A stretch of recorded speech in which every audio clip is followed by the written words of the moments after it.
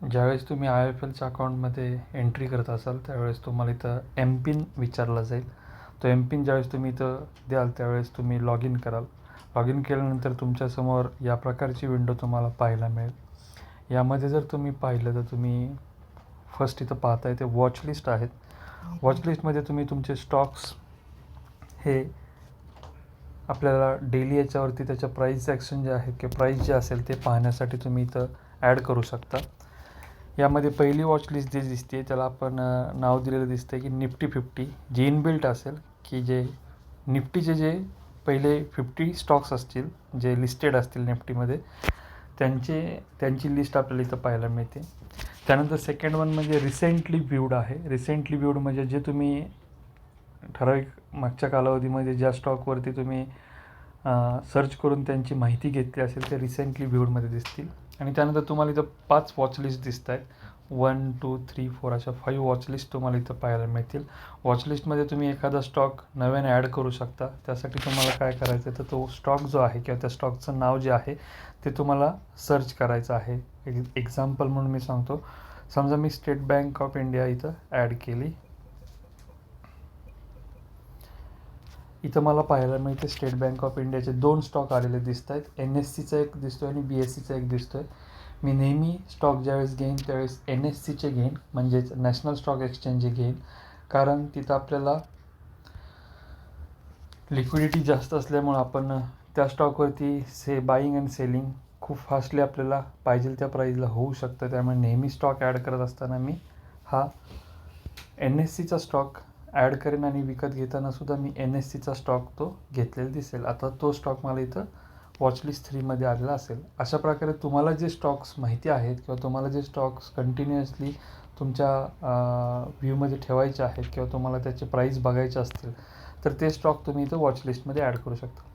वरच्या साईडला जर पाहिलं तरी तर निफ्टी, बँक निफ्टी, सेन्सेक्स म्हणजे हे इंडेक्स आहेत, ज्या इंडेक्स आपण वरती पाहू शकतो. निफ्टी पॉझिटिव्ह असेल तर निफ्टीतले 50 स्टॉक हे मेजरली ॲव्हरेज पाहिलं तर हे आपल्याला पॉझिटिव्ह पाहायला मिळतील. म्हणजे आपल्याला निफ्टीवरून सुद्धा बाकीच्या स्टॉक्सचा अंदाज लावता येतो की जर निफ्टी पॉझिटिव्ह दिसत असेल तर स्टॉक्सच्या पण आपल्याला प्राईस जे आहेत ते पॉझिटिव्हमध्ये पाहायला मिळतील.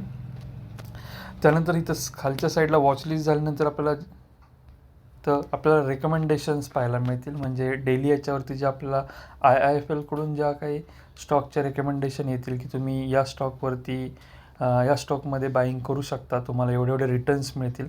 म्हणजेच आपण त्याला आयडियाज म्हणतो की जे आपल्याला डेली मिळतील. एक्झाम्पल म्हणून एक पाहूया. समजा इथं 9% रिटर्न देणार आहेत तो स्टॉक आहे. तो जर मी इथं क्लिक केला तरी तर मला सांगतो आहे की तो स्टॉक जो आहे त्याची इनिशियल बाईंग प्राईस जी आहे ती त्यांनी 2405 दिली होती आणि टार्गेट जे दिलेलं आहे ते 2694 दिलेले आहे. इथं त्यांनी क्वांटिटीसुद्धा दिलेली आहे की तुम्ही 10ची क्वांटिटी ॲड करा, तुम्हाला 9%चे रिटर्न्स मिळतील. आणि ते रिटर्न्स मॅक्झिमम प्रॉफिट किती देऊन जातील तर 222.9 पर शेअर. म्हणजे तुम्हाला एवढे एका शेअर मागं प्रॉफिट होईल. तुमचे 10 स्टॉक आहेत त्याप्रमाणे तुम्ही कॅल्क्युलेशन करू शकता. तुम्हाला इथला काउंट वाढवायचा असेल तर इथं प्लसवरती केल्यानंतर तुमचा काउंटसुद्धा वाढेल, पण त्या अकॉर्डिंग तुमची इन्व्हेस्टमेंट जी असेल इन्व्हेस्टमेंटसुद्धा प्राईजमध्ये वाढलेली दिसेल. समजा सिंगल स्टॉक घ्यायचा असेल तर आत्ताच्या प्राईजला तो आपल्याला मिळेल. म्हणजे आत्ताची प्राईज चालू आहे 2471, त्या प्राईजमध्ये तो आपल्याला मिळून जाईल. जर 2 घ्यायचे असतील तर मल्टिप्लिकेशनमध्ये आपल्याला ते करून प्राईज होत जातील. तेवढं आपल्याकडं बॅलन्स अवेलेबल असला पाहिजे, त्याप्रमाणे ते आपल्याला बाय करता येऊ शकतात. अशा प्रकारे IIFL आपल्याला डेली याच्यावरती बरेचसे स्टॉक रेकमेंड करतो. त्याप्रमाणे आपण त्या स्टॉकमध्ये पैसे इन्व्हेस्ट करून आपल्याला ते स्टॉक विकत घेता येऊ शकतात. आता याच्यात वेगवेगळे ऑप्शन्स आहेत. फ्युचर ऑप्शन म्हणजे डेरिव्हेटिव्ह जर काही लोक करणार असतील तर ते डेरिव्हेटिव्हचे पण ऑप्शन आहेत, पण जनरली आपण इक्विटीमध्येच ट्रेडिंग करण्यास रिकमेंड करतो आहे. त्यानंतर बास्केट दिसतं. या बास्केटमधले इयर्सचे रिटर्न्स तुम्हाला इथं पाहायला मिळतील. CAGR जो आहे तो 22.1%, 20.5%. म्हणजे या बास्केटलासुद्धा आपण बाय करू शकतो. त्यासाठी आपल्याला IIFL ते बास्केट प्रोव्हाइड करतं. त्याप्रमाणे सबस्क्राईब केल्यानंतर आपल्याला या बास्केटमधील जे काही स्टॉक्स असतील त्या स्टॉकमध्ये बाईंग करता येऊ शकतं. नेक्स्ट वन स्क्रीनर आहेत, जे की ट्रेडर्स असतात त्यांच्यासाठी हे खूप इम्पॉर्टंट आहे की कोणत्या स्टॉकमध्ये बाईंग केलं पाहिजे हे आपल्याला स्क्रीनरच्या साहाय्याने थोडं सोपं होतं, कारण ज्यावेळेस स्क्रीनला आपण यूज करतो त्यावेळेस आपल्याला सगळ्या स्टॉकला पाहत बसावं लागत नाही. जे आपल्याला आपल्या स्क्रीनप्रमाणे जे स्टॉक त्या रेंजमध्ये आलेले आहेत की जिथं त्यांची बाईंग पोझिशन आहे किंवा बाईंग कंडिशन आहे, त्या ठिकाणी आपल्याला ते स्टॉक्स मिळतात आणि त्यामुळं आपण तिथं बाईंग करू शकतो. नेक्स्ट पण इथं म्युच्युअल फंडचं पण एक रेकमेंडेशन येतं, पण आपण जर हे असं क्लिक केलं तर आपल्याला तो म्युच्युअल फंडचा आपल्याला प्लॅटफॉर्म दिसेल. त्यामध्ये आपण इक्विटी, डेब्ट, हायब्रिड या प्रकारचे फंड्स आपण इथं पाहू शकतो आणि ते आपण त्यामध्ये इन्व्हेस्ट करू शकतो. वन टाईम करत असाल किंवा SIP करत असाल त्याप्रमाणे इन्व्हेस्टमेंट दिसेल आणि त्या फंडची पूर्ण माहितीसुद्धा तुम्हाला इथं पाहायला मिळेल.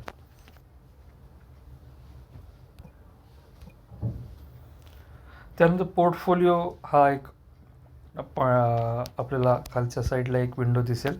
आता या पोर्टफोलिओमध्ये काय, जर तुम्ही एखादे स्टॉक्स विकत घेतले असेल तर ते विकत घेतलेले स्टॉक्स तुम्हाला होल्डिंग्समध्ये पाहायला मिळतील. म्हणजे मगाशी जे आपण इथं म्हटलं होतं की वॉचलिस्ट 3मध्ये आपण SBI ॲड केला आणि हा स्टॉक जर आपण बाय केला तर तो होल्डिंगमध्ये पाहायला मिळेल. तो होल्डिंगमध्ये आपल्याला किती रिटर्न देतो हे आपल्याला दररोजच्या दररोज दिसू शकतं. पण ज्या दिवशी तुम्ही तो स्टॉक घेणार आहात तो डायरेक्ट होल्डिंगमध्ये येणार नाही, तो त्या दिवसापुरता पोझिशनमध्ये दिसेल. म्हणजे समजा तुम्ही आज SBIचे 10 स्टॉक जर बाय केले तर ते 3:30 म्हणजे मार्केट टायमिंग आपलं 9:15 ते 3:30 या टाईममध्ये तो आपल्याला पोझिशनमध्ये दिसेल. आणि नेक्स्ट डेला आपण जर तो स्टॉक पाहायचा असेल तर तो आपल्याला होल्डिंगमध्ये दिसेल, जर तुम्ही तो लॉंग टर्मसाठी घेतला असेल तर. जर तुम्ही आजच घेऊन आजच विकणार असाल तर तो स्टॉक तुम्हाला इथं पोझिशनमध्ये पाहायला मिळेल. त्यानंतर आहे म्युच्युअल फंड. म्युच्युअल फंड, ज्या म्युच्युअल फंडमध्ये तुम्ही इन्व्हेस्ट करणार आहात त्या म्युच्युअल फंडमध्ये तुम्हाला किती रिटर्न्स आलेले आहेत, तुमचा SIP कधी आहे, त्याची डेट काय आहे, तुम्ही किती इन्व्हेस्ट केले आणि त्याचे व्हॅल्युएशन किती झालेलं आहे हे आपल्याला या डॅशबोर्डवरती आपल्याला पाहायला मिळेल. त्यानंतर पुढचा जो टॅब आहे तो आहे ऑर्डर. ऑर्डरमध्ये आपल्याला इथं ज्या तुम्ही ऑर्डर प्लेस करणार आहात, म्हणजे उदाहरणार्थ मगाशी म्हटल्याप्रमाणे जर SBI तुम्ही बाय करणार असाल आणि SBIची प्राईस समजा तुम्हाला आत्ता दिसते की 405 रुपये आहे, पण तुमचं असं म्हणणं आहे की तो स्टॉक तुम्हाला 400ला हवा आहे आणि तुम्ही त्याप्रमाणे ऑर्डर प्लेस केली की मला 400 रुपयाला ज्यावेळेस SBI येईल त्यावेळेस मला 10 स्टॉक SBIचे घ्यायचे आहेत, त्यावेळेस ऑर्डर प्लेस केल्यानंतर पहिल्यांदा ती पेंडिंगमध्ये दिसेल. जर त्या स्टॉकची प्राईस 405वरून 400च्या आसपास आली किंवा 400वरती आली की तुमचं जे काय ऑर्डर आहे ते एक्झिक्यूट होईल. ते एक्झिक्युटेडमध्ये इथं आपल्याला पाहायला मिळेल. आणि परत आपण जर ऑल ऑर्डर्समध्ये जर पाहिलं तर ऑल ऑर्डर्समध्ये तुम्हाला त्या सगळ्या सगळ्या ऑर्डर्स पाहायला मिळतील की जिथं आपण ज्या ऑर्डर टाकलेल्या आहेत, प्लेस केलेल्या आहेत, त्यामध्ये काही ऑर्डर पेंडिंग असतील तर त्या पेंडिंग दिसतील, एक्झिक्यूट झाल्या असतील तर एक्झिक्यूट दिसतील. लास्ट वन ऑप्शन आहे तो GTT आहे. GTT म्हणजे जर तुम्ही मार्केट बंद असताना तुम्हाला एखादा स्टॉक ऑर्डर प्लेस करायची असेल एखाद्या स्टॉकची, तरीसुद्धा तुम्हाला ती ऑर्डर इथं प्लेस करता येऊ शकते. त्याप्रमाणे ती GTT ऑर्डर असेल. आणि याच्यानंतर जे आहे ते आहे फंड. आता फंड्स म्हणजे आपण यांच्या वॉलेटला अगोदर काही पैसे ॲड करावे लागतात. म्हणजे पैसे म्हणजे आपण जे स्टॉक घेणार आहोत ते स्टॉकचे अमाऊंट आपल्याला इथं ॲड करावी लागते. म्हणजे आपल्याला इथून ते पैसे त्या स्टॉकमध्ये त्या पैशाचे स्टॉक घेता येऊ शकतात. आता इथं कसे पैसे ॲड करायचे, तर आपण इथं ॲडवरती जर क्लिक केलं तर तुम्ही इथं अमाऊंट प्लेस करू शकता. समजा तुम्हाला इथं 10,000 अमाऊंट टाकायची असेल तर तुम्ही इथं 10,000 म्हटल्यानंतर तुम्ही फोनपेवरून इथं असे ॲड मनी अशी रिक्वेस्ट दिल्यानंतर ती रिक्वेस्ट डायरेक्ट तुमच्या फोनपेला गेलेली पाहायला मिळेल. मग तुम्ही इथून तुमच्या पासवर्डप्रमाणे ते फोनपेवरून ट्रान्सफर करू शकता. आता हे ज्यावेळेस पैसे ॲड होतील त्यावेळेस तुम्हाला इथं अवेलेबल मार्जिनमध्ये तुम्हाला ते पैसे दिसतील. जर तुम्ही 10,000 रुपये इथं फंड्समध्ये ॲड केले, समजा तुम्ही घेणाऱ्या स्टॉकची प्राईस 1,000 असेल तर तुम्ही मिनिमम 10 स्टॉक त्याचे बाय करू शकता. त्याप्रमाणे तुम्ही ते स्टॉक बाय केल्यानंतर इथलं जे अवेलेबल बॅलन्स असेल तो 0 दिसेल. आता समजा तुम्ही एखाद्या स्टॉकमध्ये पैसे इन्व्हेस्ट केले होते, तुम्ही चांगल्या प्रॉफिटमध्ये आहात, तुम्ही त्यानंतर त्या स्टॉकला सेल केल्यानंतर तुमचं परत जे काय बॅलन्स असेल तो बॅलन्स तुम्हाला इथं अवेलेबल मार्जिनमध्ये पाहायला मिळेल. आता ज्यावेळेस आपण स्टॉक विकतो त्यावेळेस पूर्णच्या पूर्ण पैसे लगेच इथं येत नाहीत, त्याला 1 दिवसाचा कालावधी लागतो. 1 किंवा 2 दिवसात तुम्हाला ते पूर्ण पैसे इथं आपल्याला अवेलेबल मार्जिनमध्ये आलेले दिसतात विथ प्रॉफिट. आणि त्यानंतर तुम्ही विड्रॉही करू शकता. विड्रॉ करताना तुम्हाला किती अमाऊंट विड्रॉ करायची आहे, समजा तुम्हाला 1,000 रुपये किंवा 10,000 रुपये जे काय असेल ते विड्रॉ करायचे असतील तर तुम्ही इथून लगेच ते अमाऊंट इथं प्लेस करून तुमच्या याच्यामध्ये विड्रॉ अमाऊंट म्हणू शकता. जर तुम्ही 11च्या अगोदर हे विड्रॉ रिक्वेस्ट पाठवली तर तुम्हाला 1 डेमध्ये हे पैसे तुमच्या अकाउंटमध्ये त्याच दिवशी आलेले पाहायला मिळतील. जर तुम्ही थोडं उशिरा ऑर्डर प्लेस करत असाल किंवा उशिरा विड्रॉ करण्याचा प्रयत्न करत असाल 3 नंतर वगैरे, तर तुम्हाला ते नेक्स्ट डेला तुमच्या अकाउंटमध्ये पैसे आलेले पाहायला मिळतील. या प्रकारे तुम्ही फंड्स इथं ॲड करू शकता. आता याच्यात एक स्टॉक तुम्हाला बाय कसा करायचा आहे हे सांगितल्यानंतर लक्षात येईल. समजा आपण मगाशी म्हटल्याप्रमाणे आपण SBIकडे जाऊया. SBIची करंट प्राईस किंवा लास्ट ट्रेडेड प्राईस किती आहे तर 815.35 रुपये आहे. आता आपल्याला या स्टॉकला जर बाय करायचं असेल तर त्याचा पूर्ण ओव्हरव्ह्यू आपल्याला इथं पाहायला मिळतो. हे ज्यावेळेस मार्केट चालू होईल त्यावेळेस त्या दिवसाचा ओपन कितीला आहे, त्या स्टॉकचा हाय म्हणजे त्या स्टॉकची त्या दिवसाची हाय प्राईस किती आहे, लो प्राईस किती आहे हे लक्षात येतं आणि प्रिव्हियस क्लोज कितीला झाला आहे हे आपल्याला समजतं.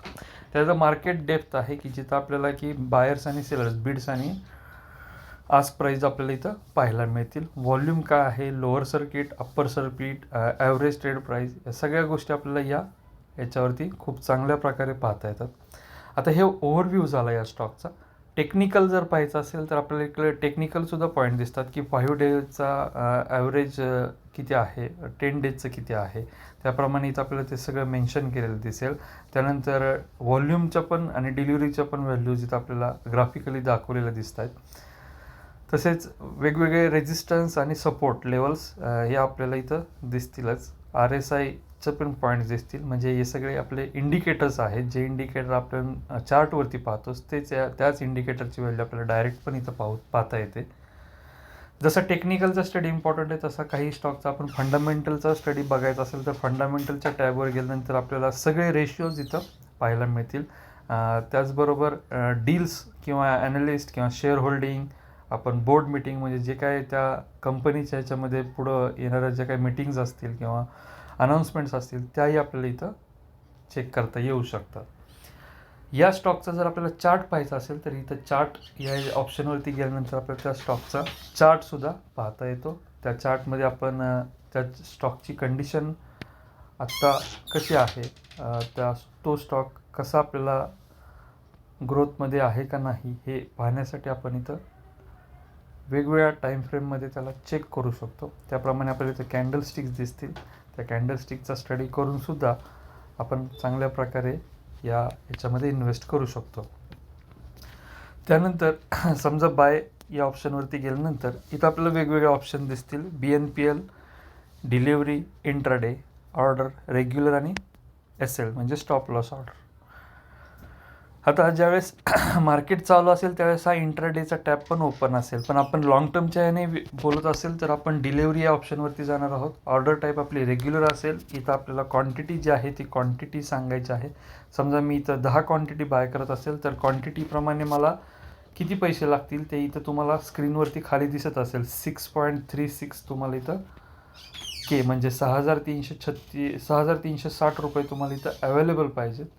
घ्यायला पैसे एवढे लागतील आणि रिक्वायर्ड मार्जिन तुमचं काय आहे किंवा अवेलेबल मार्जिन किती आहे हे इथं तुम्हाला दिसेल. त्यानंतर तुम्ही इथं प्राईस जी आहे ती प्राईससुद्धा एडिट करून टाकू शकता. म्हणजे जरी आत्ता SBIच्या स्टॉकची प्राईस 815 चालू असेल पण तुमचं कंडिशन अशी आहे की जर हा स्टॉक 810 रुपयाला आला तरच मला घ्यायचा आहे तर मी त्या प्राईसप्रमाणे इथं व्हॅल्यू पुट करून प्लेस करू शकतो. अदरवाईज तुम्ही मार्केट ऑर्डर म्हणजे जिथं सेलर्स अवेलेबल आहेत त्याप्रमाणे जर तुम्हाला घ्यायचं असेल तर तुम्ही इथं मार्केट ऑर्डर पण देऊ शकता. ती मार्केट ऑर्डर द्यायची असेल तर इथं तुम्हाला ज्यावेळेस मार्केट चालू असेल त्यावेळेस इथं टिक करता येईल.